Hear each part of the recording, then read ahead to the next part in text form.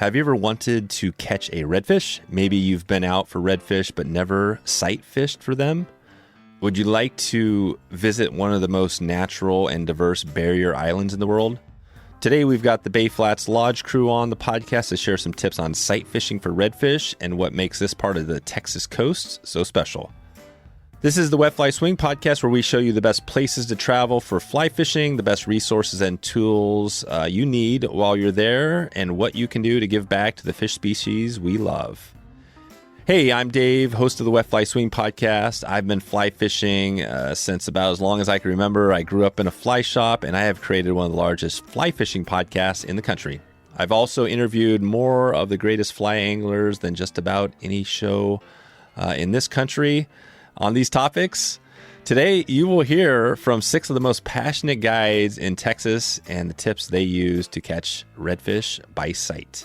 You'll find out how to cast in the wind, why you need to practice your backcast cast again, and we'll also find out why you need some bead chain flies and how to fish your fly for redfish. This is a key we talk about today. We talk about how to fish this fly. This is a really special place. We're also going to get some tips on why, if you fish here, you're going to be able to take the skills you learn here to many places around for saltwater around the world. So here we go. This is a big one. This is unique. The first time we've ever had 6 people on the podcast, so it's going to be good to keep this one straight. Let's do this. Guys from bayflatslodge.com. How you guys doing? Good. Great. Hello. Good. This is pretty awesome because I think this is the first time we've had 6 people on the podcast at one time. We've done some Zoom events, some webinars, and live events. In fact, we had a live event last night with basically like 400 people, although we had some tech issues last night. But this is the first time on the podcast we've done this, so it's going to be pretty awesome and unique for everybody listening. But the lodge is really the big part of this thing. And so I want to let people know what it's about, and then also talk redfish, because that's a species that, up front, I haven't fished for them yet. I'm hoping this will be the year that I actually have a chance to maybe get a chance at one. But also the people listening, somebody's going to win this trip, and they're also going to maybe get a chance. So, yeah, Chris, why don't we start with you? I think you're maybe kind of leading things a little bit there. Why don't you? We're not going to go deep into your background. We'll circle back around on that, but let's just start with maybe give us a quick on the lodge. How did it get started first, and then we'll circle around with everybody and do intros on everybody else. Yeah. Dave, thanks. We're a boutique fly fishing lodge that specializes in sight casting for redfish. And it's a unique area, unlike any others on the Texas coast. We have access to thousands and thousands of acres of marshland, creeks, bayous, back lakes, backcountry, and we actually have access to the Delta, which is just north of our lodge. So we're very fortunate, too, to have the best guides I've ever been around for fly fishing. So, yeah, logistically, our lodge is just a few miles from marshland and marsh areas that are just incredible for fly fishing, but most importantly, for sight casting. And so what makes this area so unique is that you're on the front of a technical poling skiff. The guide's pushing the boat or pulling the boat, and it's teamwork. He's back there finding fish, sight cat. He's actually seeing fish probably before you are. Sometimes because of light, you may see him before the guide, but you're hunting the fish. So you don't make any false casts until you see a fish, and then that's when the fun starts. But the hunt itself, to me, is 90% of the trip. To me, it's kind of like archery hunting for a trophy buck. You get sometimes one arrow, and that's it. But a lot of times, happy redfish will let you play with them a couple times, and you get what I call mulligans, like golf. But overall, it's the area that. And that's why, when we introduce these guides that work with the lodge, several of them, most of them are from other states.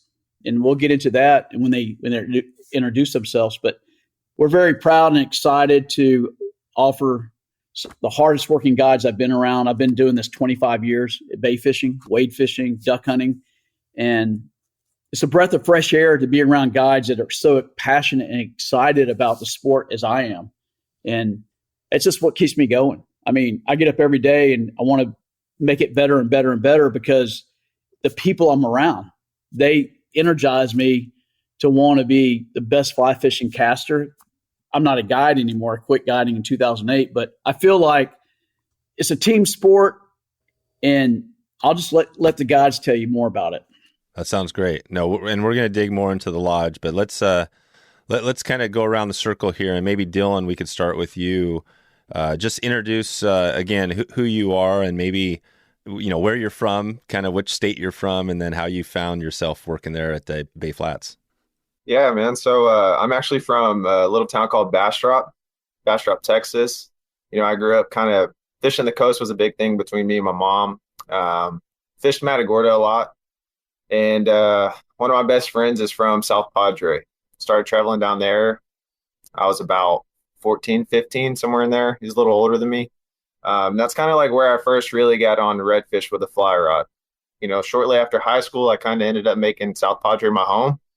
With really no intent on guiding, just kind of one of those things that fell into my lap, peer pressure with friends and family and stuff like that. And I enjoyed it and I loved it. I've never fished anywhere else in Texas besides Matagorda, South Padre.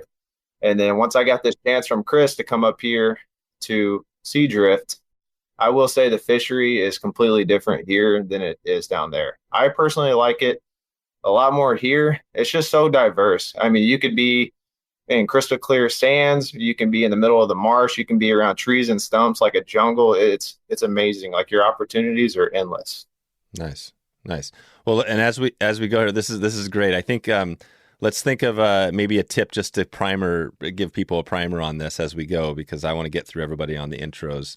But I don't know, Dylan, do you have something on just a quick, as people are thinking, there's probably some people that have fished for redfish before, but anything like first time, like they're coming up here on this trip, what would you tell the first time person? I would say the first time person, I would honestly not forget polarized sunglasses.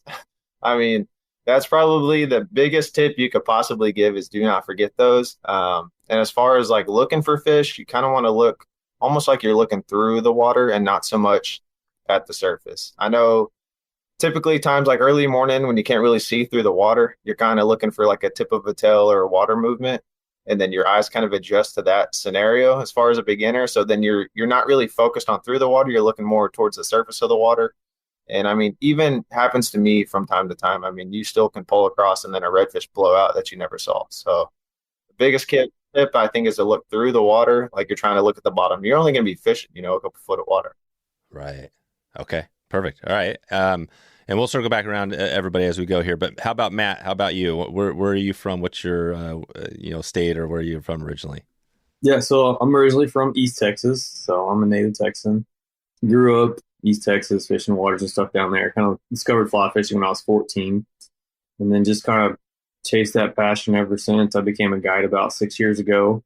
Been in the trout scene for most of that. So I'm actually the newest guide here at Bay Flats. I've only been here for about 3 months. We're guiding for redfish for about 3 months. I guess I've been for Bay Flats for about a month or so. Yeah, man, I don't know. Just something about sight fishing, fish all the time. I love trout fishing, but once I discovered the redfish game, it's just something I never want to leave. So I really enjoy it. Yeah, it seems like that's one of those. It's one of those species it's up there with all the big ones. That I think that whether it's steelhead or Atlantic salmon, it's one of those ones that feel like everybody has to have a chance. Do you guys? Is that kind of what you get the feel that it's on top of a lot of people's bucket list, or do you see that? Has it been on yours, Matt, for a while? It was for a number of years. I first caught redfish. I guess it's been about 3 years ago. My first redfish, and I don't know. After you get that one, it's like they pull a lot harder than trout, so a lot more aggressive. So Nice. All right, well, let's keep this going. So Tyler, why don't you introduce yourself, where you're from originally, and then we'll keep this moving. Yeah, I'm Tyler Brown. I'm from Kerrville, Texas. It's about 3.5 hours from Rockport, kind of right up there, headwaters of the Guadalupe River. So that's where I grew up fishing. Which is in the Guadalupe. We just had actually I just did the interview with Alan Berger. It'll go live on Wednesday, I think, this week, who is part of the San Antonio partnership, the Bay Partnership. And he talked about the whole, everything that's going on, some of the conservation issues, but he mentioned the Guadalupe and the fact that it drains into the bay, right? San Antonio Bay. Yeah, I thought that was super cool. I still haven't caught a redfish in there, but that's on my list of things to do. Kind of a full circle moment, you know. Yeah, good. Well, we'll talk about the areas too where you guys are fishing, because Alan explained it's really unique, you know, the kind of the habitats you guys are fishing. So, all right, let's go to Dane. Why don't you, Dane, introduce yourself, and then we'll move on here. Yeah, I'm Dane Scott from Pueblo, Colorado originally, so little ways from the coast. I grew up fishing western Colorado. My grandfather owned a fly shop, so it's kind of doomed from the start. Made my way down to the coast 6 years ago now. It was the first time I started fishing for redfish and was immediately just hooked. So pretty much right after that, I bought my first skiff and got my Capt and started doing it. Nice. And how long have you been down in that part of the world?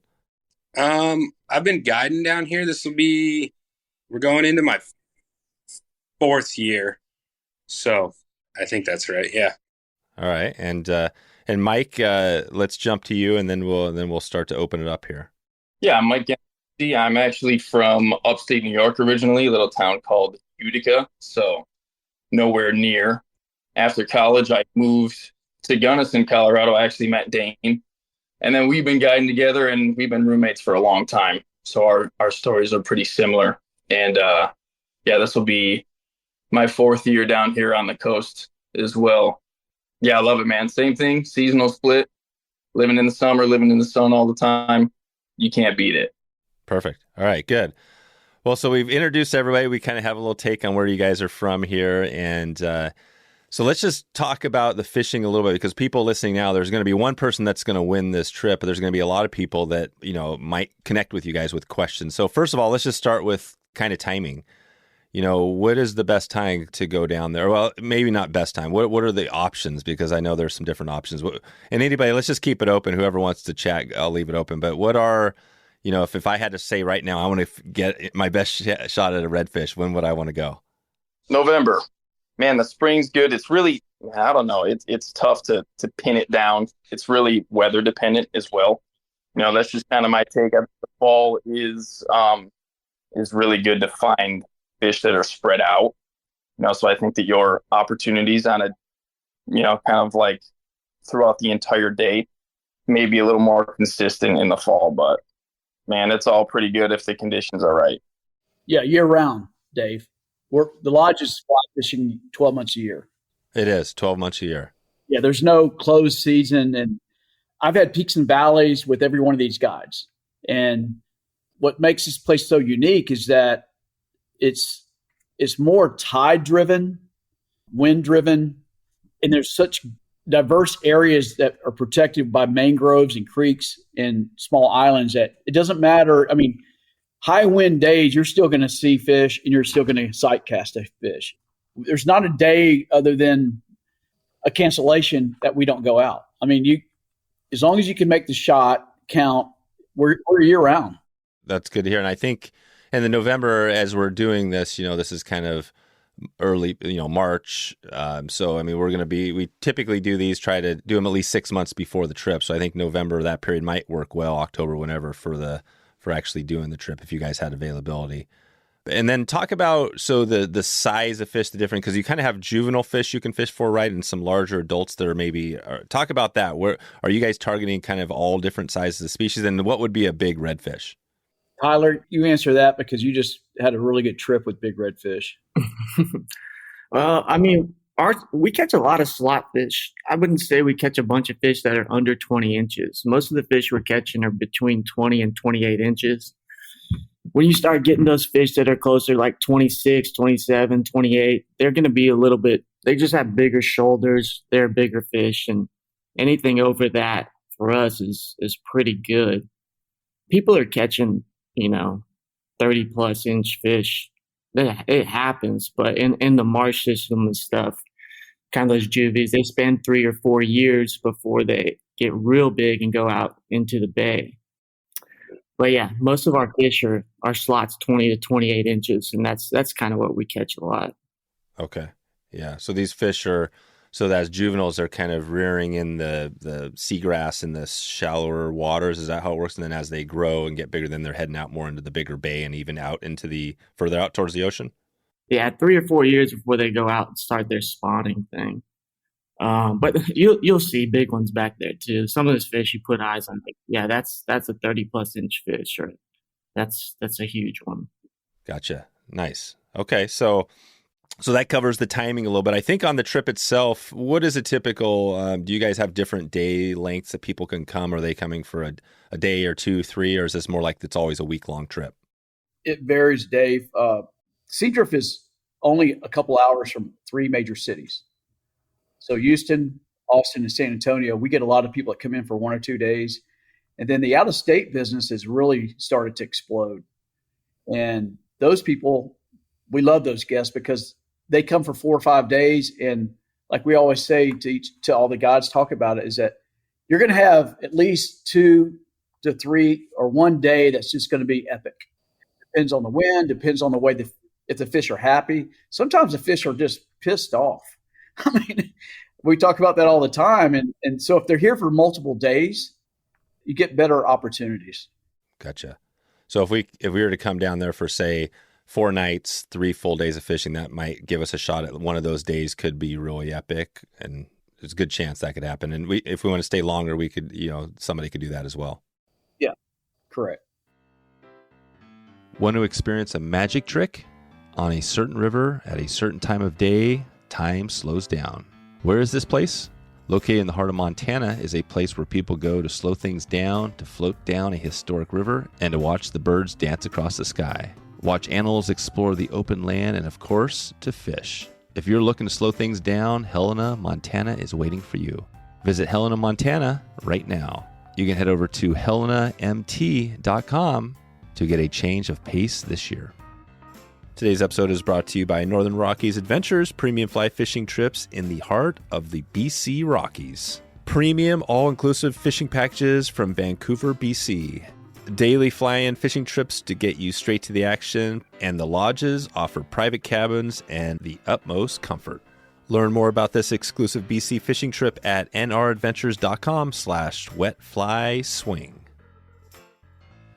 So let's talk some tips and tricks. You guys are out there on the boat. You've got somebody like myself out there with you. I'm an okay caster.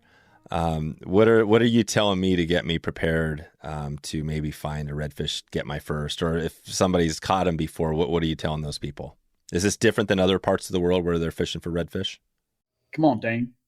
I would say that it's probably not all that much different. I think that what we're doing here is a lot more like bone fishing than a lot of other red fisheries. It's high shot volume on a normal day. So you're going to see some fish.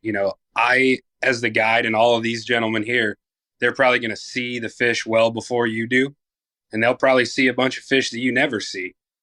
But the thing is, I always try to keep whoever's on the front of my boat calm, collected, make sure that we both have an understanding of what 10 o'clock, 30 feet looks like. So, that's my biggest tip. Learn that the bow of the boat, you can look down, that's 12 o'clock. Directly to your right's 3 o'clock. Directly to your left's 9 o'clock. And then everything else. That's really important because you want to start looking where I'm looking right away, what I'm telling you. If I say 10 o'clock and you're over here looking at 3, that's not going to be because I'm going to have to get you to look to the other side of the boat, and then we're going to have to remember what 30 feet looks like. So I'd say the biggest thing is just remember that you're holding a 9-foot fly rod too. So, you're good for that. You're already 9 feet out there. So 30 feet is not that far. We get a lot of shots that are 30 feet. 30 to 40 feet is right in the sweet zone where the fish will stay doing what they're doing on a normal day. But it's close enough that a lot of people that aren't super experienced can make that shot still. Yeah, that's great. And is this what weight is the rod typically you guys recommend? I like to fish an 8 weight. Perfect. And And maybe we'll talk a little more about gear as we go here. So it sounds like, yeah, people are going to get a shot. Talk about, let's bring it back to the first morning. So somebody rolls in the evening, they're, getting ready to go out that next day. When are you guys getting rolling? What's that look like at the lodge? Paint that picture a little bit.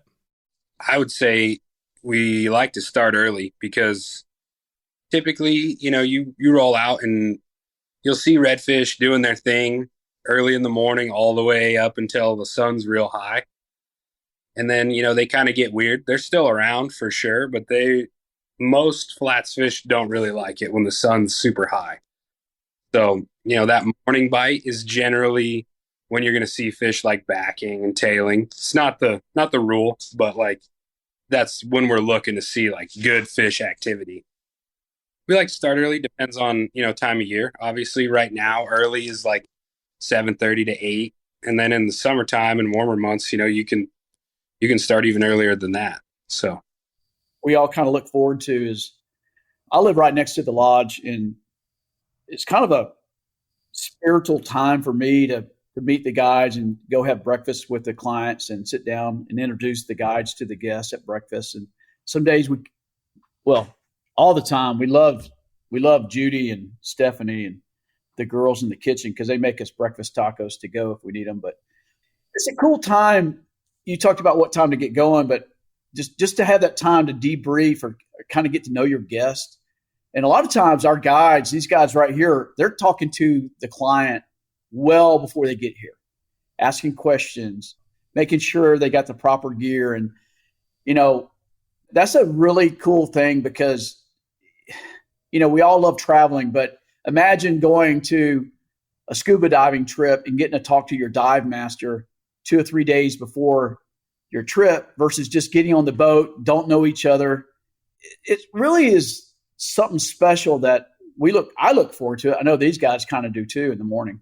Yeah, that's it. I've heard that before from people that talk about that. You're kind of on the flats and it's that calm period where it's almost, I don't know, meditative, or it's that thing, as compared to when a little bit later, maybe the wind gets kicking up. Is that kind of how it works? Is the wind always that X factor where you're like, oh man, I know in some of the rivers I fish out west, there's some rivers where 50% of the time it's going to be windy and your day is going to be tough. Is that kind of how it works where you guys are? Somewhat, I guess. Yeah. I mean, I guess through the summertime, for sure you always want to try to take advantage of that first initial half day that you can, because normally the wind's probably going to pick up, but there is an occasional day where it might be completely glass all day long. Sometimes it can be tough for the fishing as well. Yeah. Right. So the glassy might not be the best thing, the glassy water. Right. Every guide here could probably say something different about it. I don't want it super windy, but I don't know if I necessarily want it glass calm because it makes it real hard to push up on fish. I would say, like wind is always a factor for sure. It kind of makes it so you're picking where you're going, what you're doing, the direction you're maybe trying to push an edge or something. It's a factor. But if you're saltwater fly fishing, I think that you have to come into it with the mindset that the wind is going to be blowing. So if it's blowing outrageously hard, like, or 35 knots and harder, then that's ridiculous, and that's going to be comical to go try to fly fish in. But 10, 15 knots is pretty standard issue, and it's not going to be super easy to put the fly right where you want it right away. So I'd say that's probably the big practicing. Even is you can go cast in the park, and it's calm and it's chill, and you're in town. But casting 10 to 15 knots with a weighted fly is that's a different factor that I think just the only practice you're going to get there is on the bow of the boat. So, yeah, it is. So there's not much. So if I'm sitting here and we're thinking about this trip in October, November, and I want to be ready to go, I've got a couple 9 weights here or whatever, 8 weights. What would you tell me to do to practice to get, and how close do we need to get to those fish? Well, I'd say, still you want to practice your casting, double hauling, and make sure that you're accurate. I'd say that it's way more important to be accurate inside 50 feet than it is to be able to throw 90 feet of line. Okay. And by accurate, is that we're talking within a pie plate sort of thing? Dropping your fly in that range or? Yeah. And a lot of times, You want to be able to lead that fish, by 2-3 feet, put it past them and kind of play the fly. I think one of the most underrated parts of this is how you're actually moving the fly. Because if you can get your fly somewhere close and move it correctly, a lot of times that fish will come find it and he'll eat it. Because, he's the only reason you're seeing him is he's looking for food. Right. Give us an example of that. Give us an example of we're making that cast and describing a situation where we'd be getting a fish to take it by moving the fly and adjusting it, where you would cast. So, let's say we see a fish that's out at 10 o'clock and he's 50 feet away and he's kind of moving to 11, slowly coming at us. And somebody throws a cast and they lead that fish by like 10, 12 feet. And if that fish is kind of cruising, looking for food, he's not tailing and kind of sitting in one spot, you're going to want to leave that fly and let it sit, and just little bumps or ticks, we call them, where it's just a small movement of the fly. You're not trying to strip it away from him. Is that like a rod, or are you stripping a little, that sort of thing? Once you make that cast, you don't ever want to use your fly rod again until you come tight to that fish. So don't move the rod at all, ever, until that fish is on. But, if you're coming from the west or coming from a place where you're streamer fishing a lot, your initial reaction is going to be to try to strip that thing away and try to get him to like chase it down and eat it like a bass or an aggressive brown trout. But these fish, they're eating crustaceans, especially if you're seeing them, cruising slow and like they're not crashing bait. They're not really looking to chase something down super hard. So you kind of want to make it appear like there's just something crawling, kind of scooting around in the sand or in the mud, really. Yeah, in the mud, right? And so you're doing that with a little like strip of the line, kind of doing that sort of jigging it, or not jigging? What would be the word for that? What you're doing there? I would say bump it. Is that bump like a strip bump, like touch? Yeah, describe it. I'm trying to get to that point where somebody who hasn't done it before, how would you describe what they need to do? So it's like a 6-inch strip. Okay, 6-inch strip. Gotcha. Okay. But you have to make sure that you're tight to that fly, right? So if you throw a cast and there's a bunch of slack and you start bumping it, you're just moving slack and the fly's just sitting there lifeless. So that's not, because he needs to see it move. But it's also hard to say exactly because every fish is different and they all have their own little personality. And that's where the guide really comes in, is they're watching what that fish is doing and they're saying, long strip it hard, strip it fast, bump it, So there's a lot of different factors. And I think just communication with your guide on what those words mean. What are those words? Give me a rundown on the words that we're going to need to know. Bump. What else? So, like if I say strip it hard, I mean strip it hard, like full arm length. Like as fast as you can. Like, are we ever tucking this in your arm and doing that sort of stuff? No, not that hard. Never like that. No. So if I say strip it hard, I'm usually trying to get you to get the fly where it needs to be. Oh, right. So you see the fish move, you see where it's going, and you want to get it right. Yeah. Right. Yeah. And everyone's got, I think, little different words, like people like to say ticket, but I personally have kind of just started saying bump it, it means the same thing, and in that moment, everything's going to be so chaotic. You're not going to remember what I'm saying here. So, yeah. Right. This is awesome. Yeah. And sometimes, Dave, there's days when the fish will make a strike at it. And this is where Dane's hit it on the nail head about trout setting. If you lift the rod straight up, your fly is going to move so far out of the zone. If he wants to come back at it again, it's not going to be there. So it's so important to keep that rod pointed at the fish, down low to the rod tip, almost in the water, and strip set with your hand that you're ticking with. How hard of a strip set? It depends if your mic your mic or Matt. You want to go hard sometimes? Sometimes. Oh yeah. But I've been the worst. These guys have taught me so much in a year and a half, where I used to, because I was a topwater wade fisherman, I'd lay the heat to them, and I've lost so many fish, but they put it in perspective where if you leave that in the zone, like the last 3 weeks we were fishing, every fish would hit it, you'd miss, and you might make another cast to it, and he crushes it. And we're like, what the hell? I guess you got to hit them on the head before they want to eat it. Right. Yeah. No, I was just going to say, if that fish is working towards you on the strip set, like if he's coming at you, that's usually when you make that big strip set because he's gaining slack. So it's a little different. You're reading that eat. If he's coming at me, man, I got to pick up a lot of line real quick. That's when I'll really hammer him because I don't have time to like, but if he takes up on it, if he's eating it like perpendicular or even moving away, then the set, I know it's going to be a lot more like a feed. It's just going to be a longer, more gentle set, and then I'm going to feel him. Yeah. But like if he's moving at me, that's when it's like, man, I got to make a full arm's length quick, and then maybe a second one because he's gaining. So that's just kind of something to keep in mind.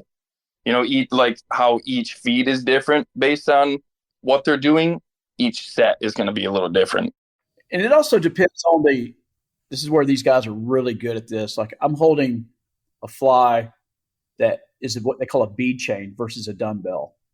So we can get into that too in a minute, but your fly weight, I think, has a lot to like keeping it out there. We have a lot of grass. Like Dave, you haven't been here, but the water some places is crystal clear where you see blue crabs and grass on sand pockets. And so in the summer we get a lot of floating grass.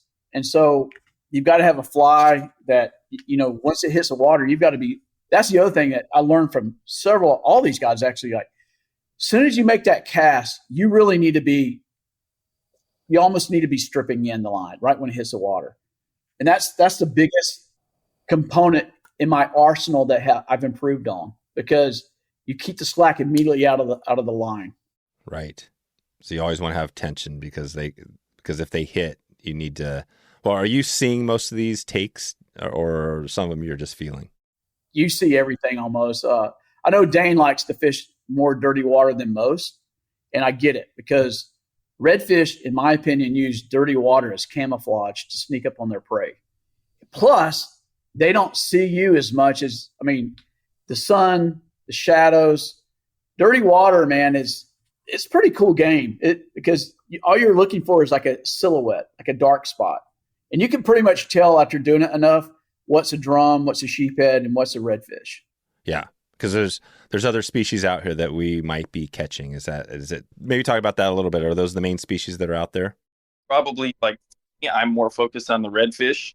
You know, the drum, they're not nearly as active. They're a cool fish. You know, I'll always cast at them. You know, but I'm looking mostly for redfish. That's the prize. Sheep's head is really exciting because they're almost impossible to feed. That's like a real trophy. Catch one out here. They're just super difficult, you know, prison permit. But yeah, you'll see them all. On a given day, you might see a lot of all of those fish, you know, but I'm geared towards, okay, we're out here looking for redfish. We'll take opportunities where we can get them with other species, but the redfish is the game.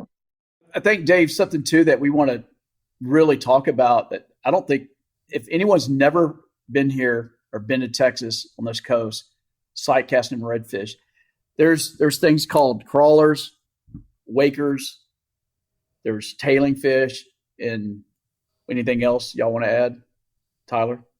Your belly crawlers. Yeah, that depends on the tide level and everything. But that's always cool to see. Pods of fish, schools of fish.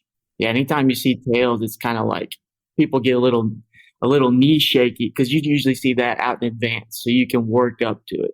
A lot of our shots too are really quick. It's like, hey, 15 feet right now, like put it down. But when you can work up to a fish, that's always fun to see. So Tyler, explain to Dave why they're tailing. They're face down in the mud eating. And a lot of those fish too are pretty preoccupied with what they're doing. And sometimes they'll tail in pods and they're tight together. And that fly's got to get right down there in their face. So that's the accuracy is important. Oh, wow. So if a fish is tailing and you see a fish, a big fish you want to hit, you've got to drop that fly where, like right in where it's milling around? Yeah. So put it on the back side of it won't usually, like, you got to figure out kind of where it's facing, to seeing which way its tail is kind of oriented. You can figure out, where its face is, and you got to get a fly down to it. Dave, if you ever looked at a redfish, the side of a redfish's face, the profile, I used to sell tires to Caterpillar equipment, and they had things called D9 bulldozers. Oh yeah. Yeah. So the redfish has almost a bulldozer face. It basically pushes, when it's down doing that, it's going to be pushing the mud out of the way, looking for, like Dane said, crustaceans. And a lot of times they'll even be on the top of a stingray, just being lazy, but picking off stuff coming from the stingray's gills. So that's pretty much a guaranteed fish that's going to eat if he's doing that a lot of times. Like, we see a stingray, we're going to make a cast. But what I was getting at is a shovel nose. They use that nose, and that's why they're down like this and their tails are up. I think they're pushing and just they're almost like hogs. Right. They're just getting the stuff, just digging around the root as much as they can get out of the substrate. Right. Let's talk flies a little bit. So let's go around, because we've got, probably some different flies. I don't know if flies are critical, but does everybody want to give me their top fly and we can get a list for people coming in? Or does it matter? Well, first of all, do flies matter? Could you throw on any fly that's a redfish fly and be okay with it? Typically, a hungry redfish will probably eat anything. I mean, I remember when I was like 17, 16, somewhere in there, me and a couple buddies were just bait fishing with spin rods, and I caught one on a gummy worm. So, I mean, there are some days where they're just so hungry, they're going to literally eat whatever you put in front of their face. And then other days, man, they can just be super picky, and you honestly are trying to figure out what the hell is going on. So, Dave, everyone in this room ties their own flies, and they're really dang good at it too. I mean, I'm very impressed with the way they tie flies and what they're using for material. And now I understand more after a year and a half later fishing with them why they're tying what they're tying and why they're using the materials they're using. But I'll let them tell you about it. Yeah. Let's just go around the room here. Yeah. Let's hear so maybe a tip on fly tying, or maybe just give us your top fly.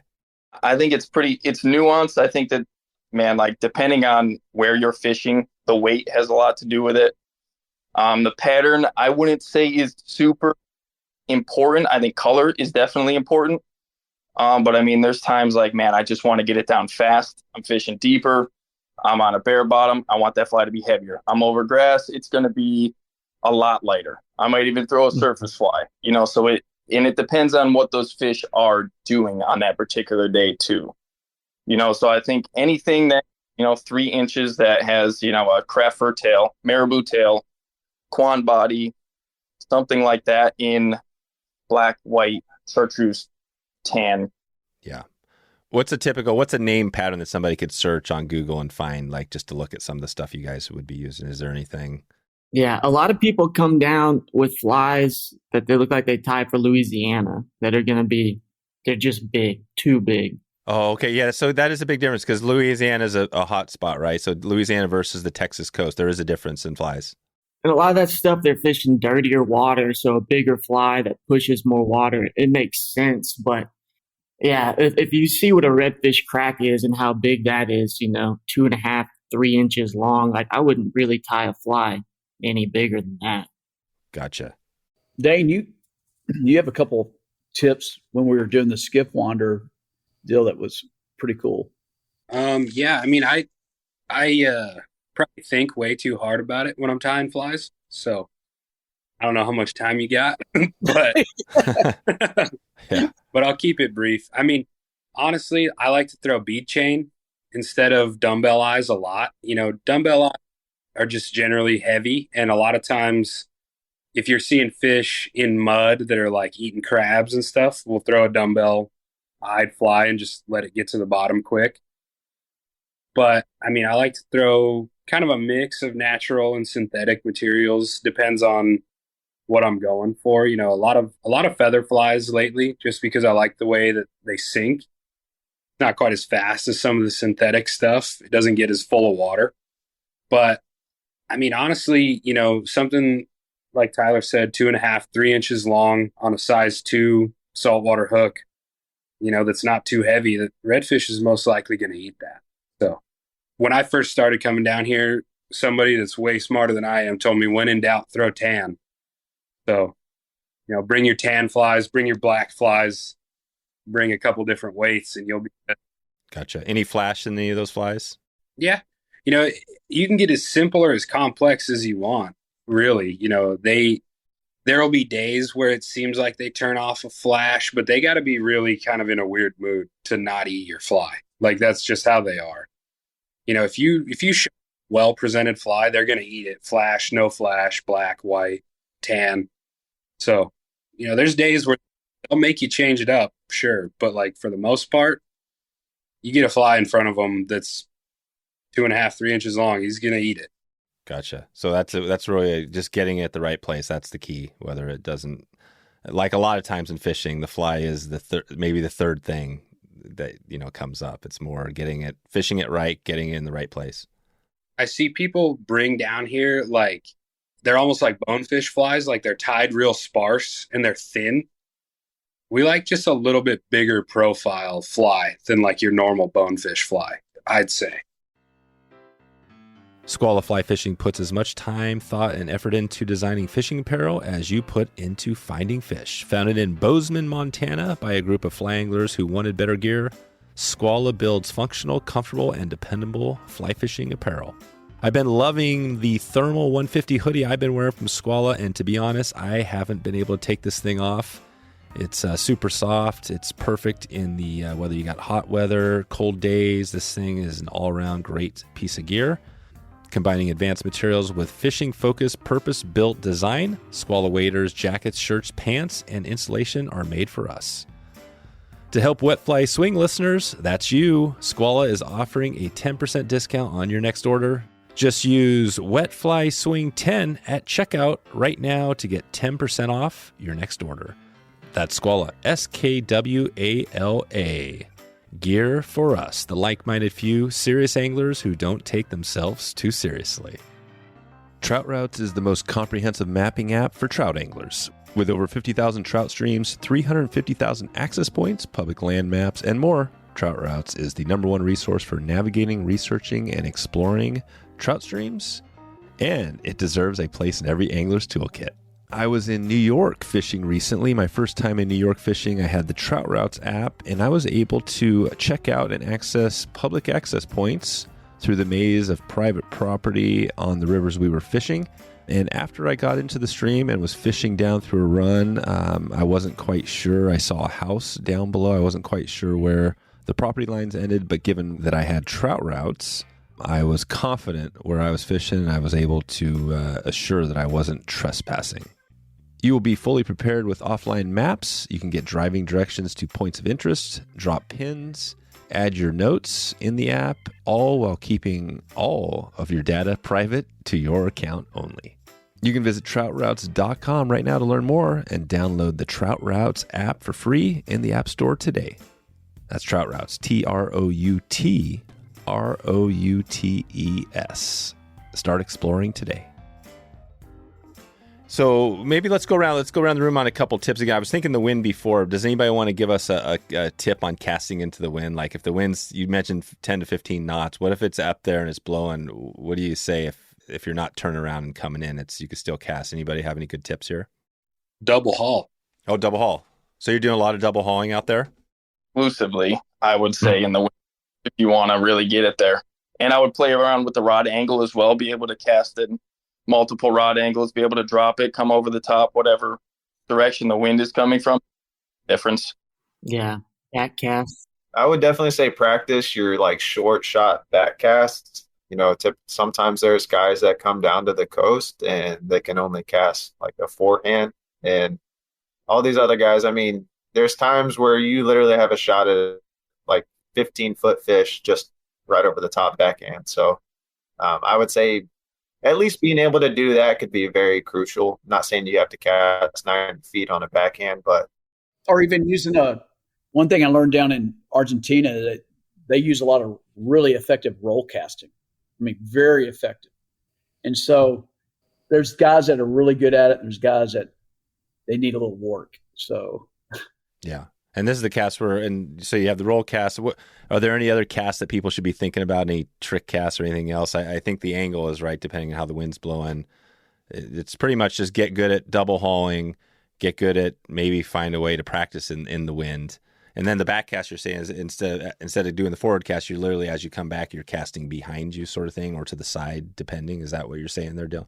Or to the right side of the boat. So anything at like 1, 2, and 3 o'clock, you can't really get a normal forehand cast to it because somebody's on the back poling. So, and also with the way the wind plays out, sometimes it's the way it's going, a back cast is just better for that direction. So it keeps the fly away from you, keeps the fly away from the person poling. But that's a lot. Unless you're doing this saltwater fishing a lot, you're not really in a situation where you have to do a back cast a ton.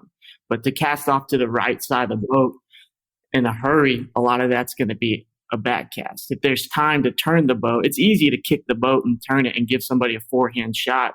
But if a fish is swimming towards us, you don't want to put the pole down and spook a fish if they're close.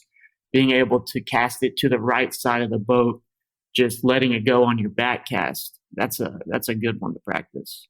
I would say one of the biggest things is kind of what Dane said. Really, you're going to fish your fly. Don't fish your fly line. You kind of want to, like Dane was saying, whether, either he's going to tell you to strip it real fast, or there's sometimes, like, if you, like, let's say that fish is at 10 and you want to lead it to 12, but you end up hitting like 12:31. And instead of taking that chance of trying to pick all that line up and that fish is blowing out, and that's why these guys are throwing these small bead chain eyes and smaller flies, because you can typically let that fly kind of sit there and you can just adjust the fly to the fish instead of, picking it up, trying to lay it back down and the fish just blows out. Right. So that's the benefits of the bead chain. It's just being a little more subtle. So you can easily spook these fish if you pull up and rip your line out, sort of thing. Yeah. Slow pick up. This is pretty important. If you're near the fish and you're going to recast just a couple feet, starting off slow, get that tension, get it 5-6 feet away, and then recast to it. Right. Gotcha. I mean, there's times that you're going to, it's inevitable. You'll have to try to pick up. And I think from videos like what I've seen, Mike does it really well. He's just real subtle about picking the rod up and just kind of like rolls it back over and like plants the fly softly instead of like just ripping it out and slapping it back down. That's what I was talking about with the roll cast. That subtle, just short, when they're really short, right in front of the boat. You don't have time. I mean, that's the other thing we haven't talked about yet, Dave, is, man, this game it's about being quick. Some days you don't have a lot of time to be false casting, or if you make a short shot, let's say you're 10 feet short of the fish. Some people just can't get it there. Well, you don't have time to pull it back up and make a bunch of false casts.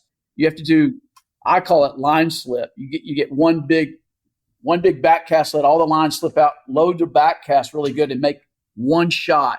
You don't have time. And I've been pretty lucky on some of these going away fish. You don't have time to false cast. It's about a time game. And some days are, like we've talked about earlier, they're happy. You can get away with a lot more. But most of the days, man, you've got to be pretty damn quick, and you got to listen to your guide. Yeah. You might have one shot. A lot of these fish, you might see the redfish of a lifetime sort of thing. You might only get one shot at this fish. Is that kind of how it could work? Yeah. I wanted to add one thing, guys, back into like the backhand cast. Another thing that a lot of people don't think about is the angle that you're presenting the fly to the fish in relation to where he's going. So if that fish is over there at 1 o'clock moving down the bank away from you, if you make a forehand cast, it's going to be directly over his face, and you're pulling that fly back into him, which is really unnatural. That the bait doesn't scare into the fish, it scares away. So if you're looking at a fish the way he's moving, you want to present it at as close to a perpendicular 90-degree angle across his face as you can at all times. So the backhand cast, not only does it not hit the polar, it also presents the fly better. So you might have some short cast that you could pick it up and go with a forehand shot, but a lot of times the way that the fly and the fly line lands and the direction you're going to strip it you want to think about the way it intersects the fish and the way he's going to see it move, not coming back at him, but moving away from him. So that's another kind of advanced thing to think about when you're really up there thinking about feeding redfish and getting them to eat. Perfect. Nice. Well, we've talked a little bit about fishing here. Let's go back to maybe the experience of the area. It sounds like, this really amazing part of the world. Matt, you maybe you want to start us off here? We'll go around and just talk about, again, we've talked fishing, but just talk about this part of the Texas coast. Why is it unique versus other parts of the world that you guys have been in? Because I've got this picture in my head of this amazing, the weather. Like, if we're saying October, November, what can we expect as far as weather, and what are we going to see when we drive up there? Yeah, so it's talking about unique. Kind of like Dylan said earlier. We have so much, diversity here. You may be back in the marsh, maybe fishing clear water in the marsh, maybe dirty water in the marsh. We have outside shorelines. If you're lucky enough to get one of the couple days of the year where it's dead calm and you get to go out to the on the other side of the bay, fish the beach or something like that. Oh, so you do go out on the outside of the, what do you call that? The big peninsula island? Yep, barrier island. Mm-hmm. Yeah, the barrier island. So do you guys go on the outside of that and fish in the ocean side?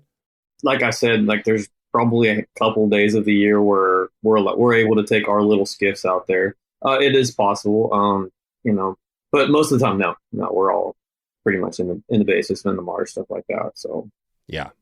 And what's your skiff? What sort of boats would somebody be if somebody was going to be heading down there? Are people doing this on their own? Are you seeing people just DIYing it, pop out there with their own boats a lot? Oh yeah, all the time. Yeah. Yep. So for instance, my skiff is it's just under 17 foot, and it's not super wide. So 3 people on the boat's max capacity. So it'll run shallow, but it's not a good boat in rough water. So anything with bigger waves, it's terrible to ride in. So okay. And what kind of boat? You give us a little picture of what's the boat you have there, Matt. What's your boat? What type? What's the brand?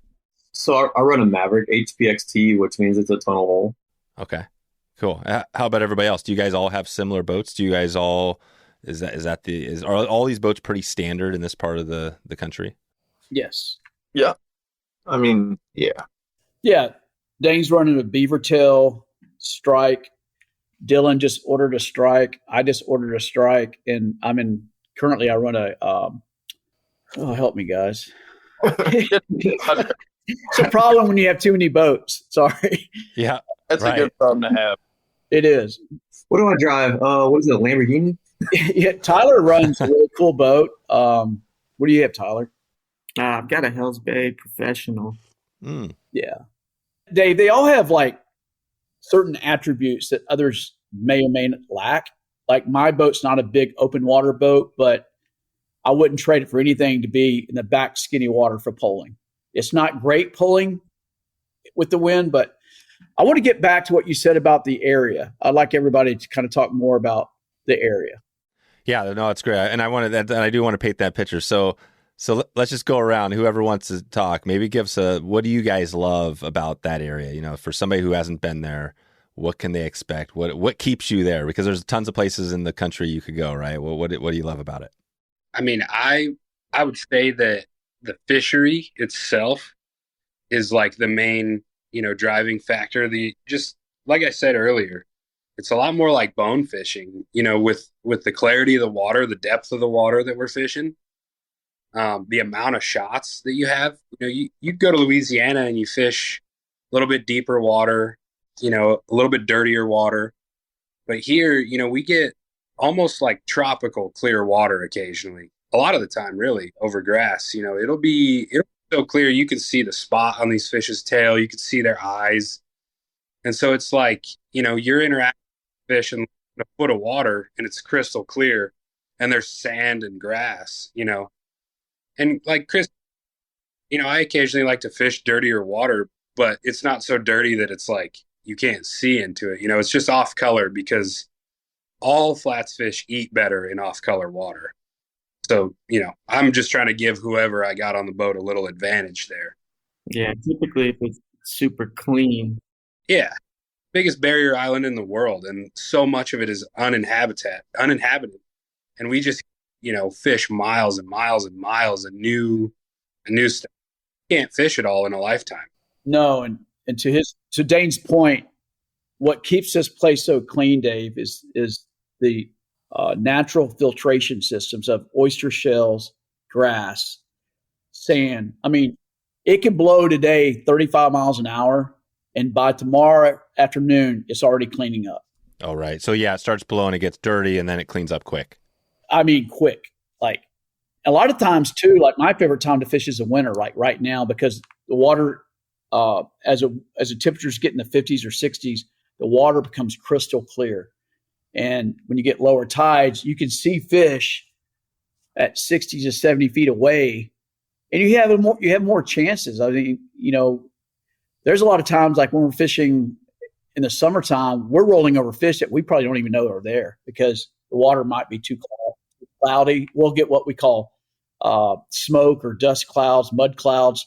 Well, that was a big fish that just took out from underneath the boat. But if it had been cleaner water, you would have had maybe more opportunities to get a shot on that fish.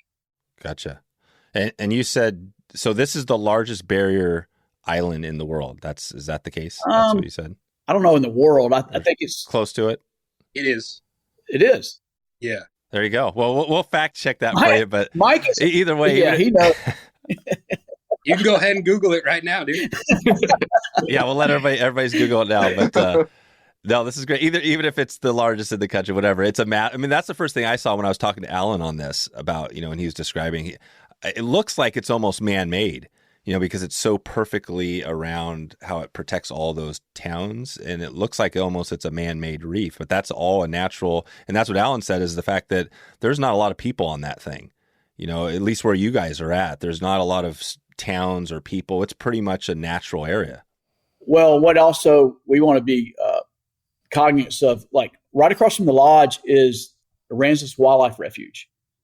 And then Guadalupe Delta. There will never be any developing there for the rest of our lives. It's a wildlife refuge. So we're kind of surrounded at 180 to almost 360 degrees of no development forever.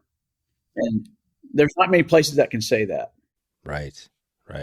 What's the weather like today? What are you guys expecting right now? It's January. Cold, windy, and wet. Cloudy, rain. Yeah. So it's a little like, what's the temperature? What's the temp out there today? The high temp? 50s, low 60s. Yeah. It's low 60s. There you go. And then in November, October, like say the fall, is it going to be, what's the hottest part out there? When is the time where people might be getting a little hot when they're fishing, or is it always perfect? Tyler and I can tell you summertime is warm. Yeah. Yeah. But to his point, that was some of the best fishing we've had all year because of the daisy chaining of schools of redfish. They're all schooling up. Oh, the summer was good? Oh, my gosh. Unbelievable. Yeah. Summertime, you see a lot of pods of fish, too. I think the weather, it's consistent. So right now, winter and spring and stuff, we get a lot more fronts. And fishing like a pre-front's not always the best, but usually the first couple days, nice days after a front, is just killer. Oh, right. So you get a front coming, just like if you're fishing a lake or something, the pressure and stuff is going to mix those fish up for a little bit. Yeah. So I don't know if these guys all were here pre-cold, the freeze. Were y'all here before the freeze? Mm-mm. Yep. So Dave, one thing that makes this place unique on Matagorda Island is we have mangroves that normally are 5 to 6 foot tall. And so what makes it so unique, you can get behind those mangroves and get wind protection. Unfortunately, I don't know what year it was, 17, we had a freeze that killed every one of those. But Mother Nature is taking over again, and she's allowed those trees to regrow.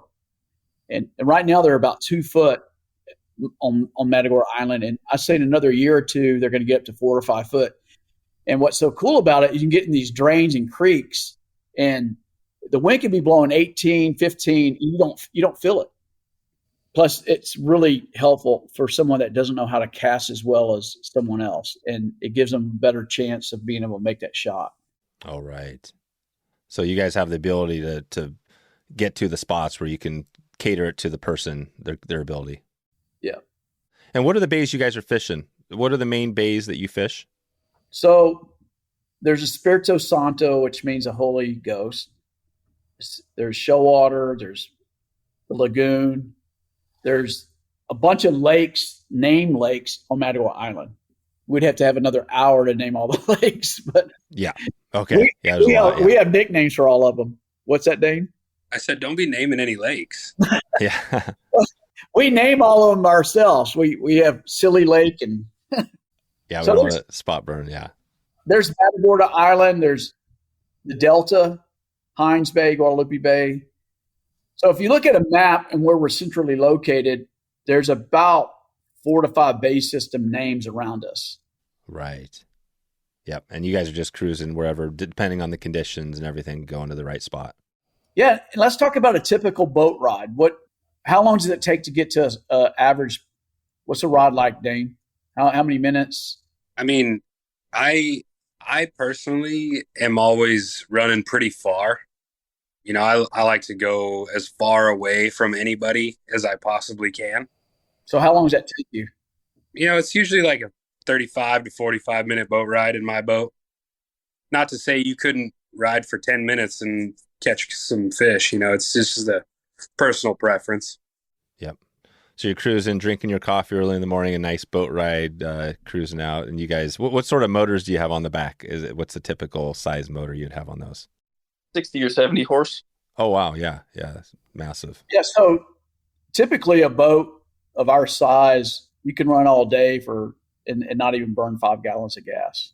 I mean, it's incredible how efficient these motors are and how light the boats are. But there's really a lot of room. Once you get placed on a boat, and that's another segue to really talk about how's our program work for 2 anglers versus 1 angler. Y'all want to talk about that? So you guys do Matt? both. Yeah, let's do that. Yeah. Matt, let's talk about how would you handle 2 people and how would they get to fish taking turns? Tell me how you would do it. Yeah, so I mean, obviously sight fishing, you can only have 1 angler fishing at a time. So, you know, get the first angler up. And I usually just leave it up to the 2 guys of how they want to rotate around, you know, get a couple shots at fish. If you miss them, okay, let the next guy step up, or, you know, fishing's really good. Just catch a fish, boom, hop off, next person hops up, catch a fish, boom, hop off. So I just leave it up to discretion of my anglers. You know, they can fight over it, not me. Yeah. Yeah. So you're never, you're not going to have 2 people. There's a fish here and a fish over here, and both are casting at the same time. That's not going to happen. So most part, no. If it just ends up being a stupid day, somebody catches a fish and we see another fish, like, you know, right next to him cruising, or, you know, not spooked, then okay, you know, hey, you hop down, okay, see if you can hop up and get a cast at them. So Yeah. But you don't have too many, like a double. Does a double ever happen? Yeah. It does happen. Yeah, it does. Tyler and I've had in the schools of fish this summer, we had multiple times where we had two fish on at a time. It's a rodeo. Gotcha. It really is.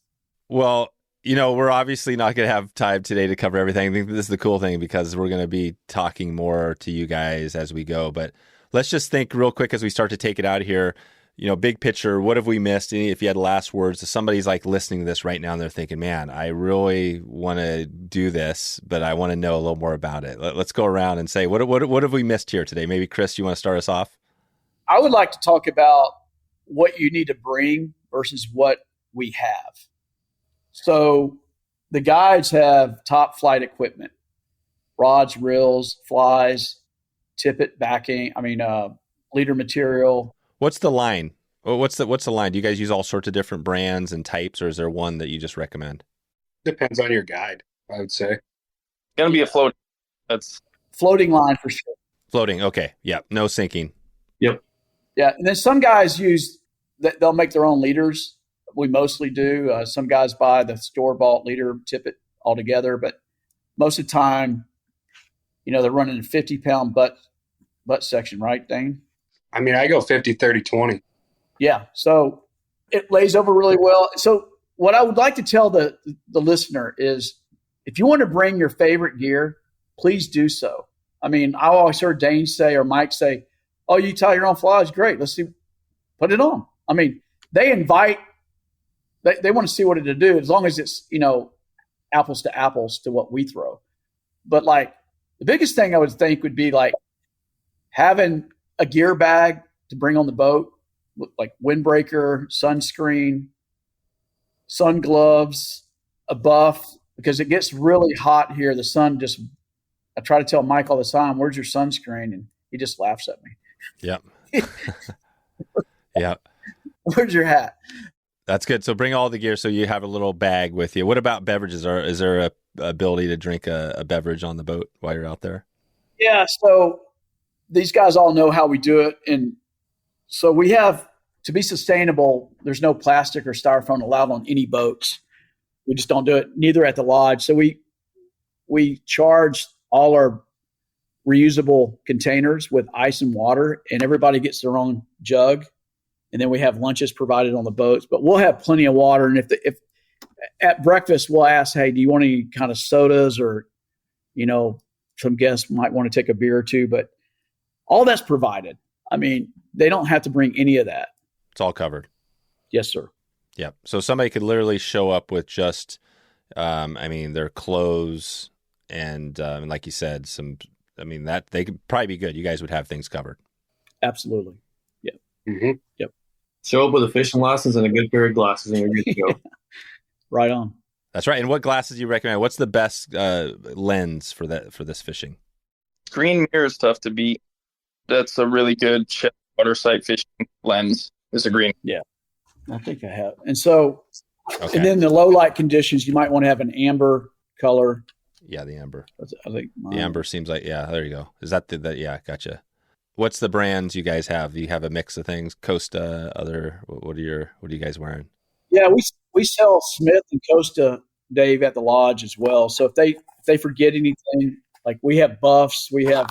Okay. Do you have a shop? So is there is there gear that people can get there? Absolutely. Gotcha. Yeah. So you guys have everything. You have flies, everything you need. You got at the shop at the lodge. Yep. And if they even want to call and order a rod and reel, we could have it waiting for them. Okay. Nice. All right. Do we want to keep going around here and just giving us kind of last words on what we should be? If you had to give somebody listening one more, heads up on what they could expect. Dylan, do you want to anything coming to mind where, somebody's thinking like, man, do I want to do this trip? Like, why would they want to do this trip? They definitely want to do this trip. Like, no ifs, ands, or buts. Just for the redfish, right? I mean, just for the redfish, they want to do it. But other than that, I mean, what is it? Just it seems like the natural area is worth it just for that too. Yeah, no. So, man, coming from South Padre, like the fishery is so much more fun here. And like, I never get tired of redfish. I've been doing it for let's say almost 15 years probably. So coming from down there to here, it's just one of those things. I literally moved all the way from one place to another place to just catch the same fish. I mean, that says a lot. I mean, it's just, you don't get tired of it. It's that different in some of these areas. Right. Yeah. And like, Chris was talking earlier about the stingrays, coming from like, we are south, but even farther south, like I was right on the Mexico border. You always heard that thing. People talked about the redfish on stingrays. And honestly, like my whole years of living down there, I've probably seen it twice. And then I moved here, and within a month, I probably saw it like 15, 20 times. So it was one of those missed things where you hear it, but you don't see it. And then there you actually see it. And, another cool thing about here is you could be pulling and pull up on alligator gar. So I thought that was pretty cool. Oh, nice. To do that. The fishing for the drum, the sheep's head, that's all a lot newer to me. We have them down there, but they're not as plentiful as they are here. So, I mean, I'm not the type of dude to really pass a fish up. Like if it's a fish, it presents itself, I'm going to cast at it. Really, unless they're like real small, like 8, 9, 10-inch fish, little drum, something like that, more than likely, probably. But typically, man, I take advantage of everything I can.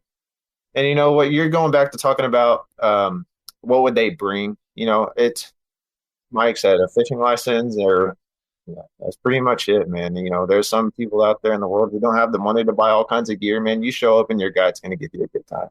Yeah, that's perfect.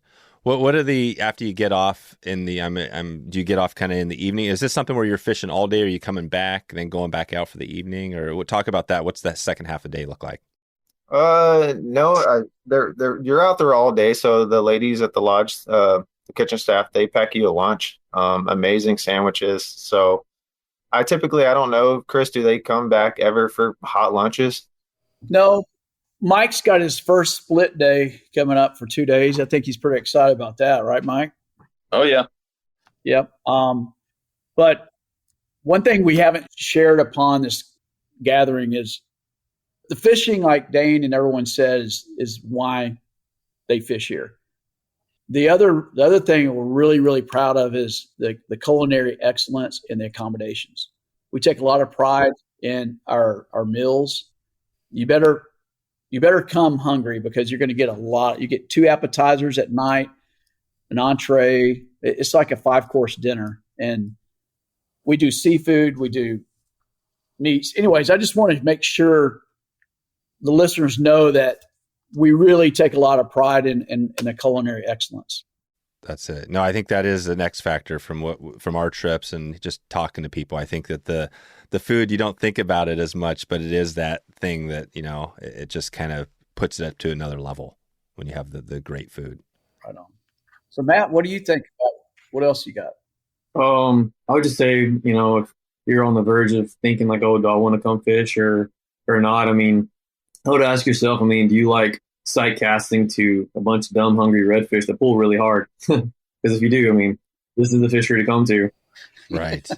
It's the sight fishing, right? That this is what you guys said at the start, I think, right? This sight fishing is really what puts this in another level as well, where you can't do this type of sight fishing for redfish all over the country. Yeah. And like for me, like coming from the trout world, most of the stuff that we do is not sight fishing. It's just blind cast. You just blind cast over and over throughout the river. And it's fun. It has its place in the world. But for red fishing, it's all about visually seeing the fish. For me, I don't blind cast the redfish. I like the visual aspect of it. So, I want to see the fish before I cast to it. So that's what does it for me. Nice. Tyler, how about you? Do you have any last words you would leave people with thinking about, like, well, I don't know, I'm thinking about this, but what would you tell them? Man, it just takes one. Like these guys saying, it's so visually appealing, and it doesn't get old because watching a redfish eat can be the craziest thing. Sometimes you put it like on their head and they break their neck trying to go get it. Like they just do some of the most ridiculous things. Lunging at flies. It's cool to see. And it could just take one of those to make somebody's day. Perfect. And Dane or Mike, do you guys have any words of wisdom or advice or anything before we head out of here? Man, this is probably one of the most unique fisheries that I've been to, in the sense of the amount and frequency of fish that you're going to run into. So, if you're looking to get into saltwater fly fishing, I think that there's probably no better place to come than here and, kind of cut your teeth on a lot of shots and watch what these fish do. That's a great point. So if you could do this down where you guys are, you could take this and go bone fishing or lots of places around the world in the salt, and these skills you're going to learn here are going to apply other places. This is a lot. I've said it a couple times now. It's a lot like bone fishing. Real visual, real shallow. So, that's kind of is a good way to see how fish behave on the flats and like what they do and how they're doing it. And so I think it's a great place to start if you're looking to really get into saltwater fly fishing. And then it's a great place to come if you've been doing it forever, just because, it's great fishing. So. Right. And Mike, did you have something there? No, I think that's perfect, man. I think for me personally, I'm in awe every time I go out and watch what these fish do. It's different every day. And you come down here and you'll see it for yourself like a fair amount of times throughout the day. Sometimes it's absolutely crazy, but even if you see a few and it's really just watching what they do, let alone interacting with them with your fly, just watching them and being out there is insanely special on its own. I've moved all the way across the country just to do this for a majority of the year because I am obsessed. Absolutely obsessed. So yeah, that's my testimonial. I could see that just being the casting. We joke about it sometimes up here. The steelhead runs have been kind of down in some of these rivers. There's closures and things like that. And people have talked how, like just give me a fly with some feather. I don't even need a hook. I just want to be out there on the water, like with the fish and having a chance. It feels like this is the same thing where you guys just love being there and seeing the fish. And even if you don't maybe you don't hook a fish in a day, do you feel like if that happened, you'd be okay just kind of checking out fish and seeing them? Yeah. You'd have a smile on your face. Yeah. If you saw, you didn't put your hands on one, you'd be like, wow, okay, well now I want to, I got to get tomorrow, but you would not be, I've never been disappointed. And Dave, to wrap it up, I'm just going to tell you how easy it is to get here is very easy. Houston has a major international airport. You're 2.5, sometimes you're 2 hours, depending on the traffic, to our front door. Some guests fly into Port Lavaca. We have 2 Sprinter vans. We'll come pick you up out on the tarmac if you have your own plane. Victoria's 48 minutes from here. We can go pick you up over there with our vans. And Corpus is about an hour and a half. We do offer van shuttle service. There's a fee for that. But, if you don't want to lay over and go, just fly straight to Houston, get a rent car. You'll be here 2.5 hours. Okay, good. I'm glad you said that. And do you guys also cover duck hunting? Is that something else you are doing there? We do. We're right currently in our blast and cast, and we're actually getting quite a few fly fishers that they're duck hunting in the morning or flipping it. We're getting ready to do a video shoot next week, 2 video shoots, where we're probably going to do the fly fishing in the morning and the duck hunting in the afternoon. Nice. I made that executive decision yesterday. Yeah, right. Yeah, you can duck hunt whenever, right? You don't need the calm morning to go duck hunting. We'd rather have the calm mornings, yeah, for sure. Yeah, good. And as we take it out here, I'm always curious on some random topics just to get a couple more questions out of you guys. So the sports, you guys have a bunch of sports. Are there any sports fans in here? What's your guy as you look around here? I know you've got the Spurs up there. Oh, Mike, come on, Mike. I'm a Giants fan. Oh, so we got a Giants fans. What about anybody else here? Are you guys big sports fans or not? I mean, dude, it's a Broncos fan, but that's what I am. Yeah. That's what I am.